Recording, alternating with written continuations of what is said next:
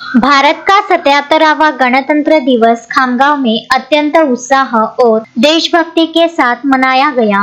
मुख्य शासकीय ध्वजारोहण कार्यक्रम डॉक्टर बाबा साहेब आम्बेडकर नगर पालिका मैदान पर संपन्न हुआ, जहां उपविभागीय अधिकारी डॉक्टर रामेश्वर पुरी ने तिरंगा फहराया। इस अवसर पर नागरिकों ने कुष्ठ रोग नियंत्रण सहित विभिन्न सामाजिक विषयों पर सामूहिक शपथ ली। समारोह में राष्ट्रगान और महाराष्ट्र गान के साथ विद्यार्थियों ने अपनी प्रतिभा का प्रदर्शन किया। समारोह के दौरान खेल और साहसिक क्षेत्रों में उत्कृष्ट प्रदर्शन करने वाले युवाओं को सम्मानित किया गया। एनसीसी के अंबादास नागरगोजे को माउंट एवरेस्ट शिखर फतेह करने के लिए विशेष रूप से सम्मानित किया गया। जेबी मेहता स्कूल के विद्यार्थी अभय कुंदरम, गौरव नागरे, प्रिया हरमकर, पवन बाबुलकर, कृषा नाटेकर, सार्थक राठौड़, स्नेहा जाधव और महाक सुल्ताने को राज्य एवं विभागीय स्तर पर प्रदर्शन के लिए प्रमाण पत्र दिए गए। पुणे आर्मी कैंप में पदक विजेता सुहास पिछे,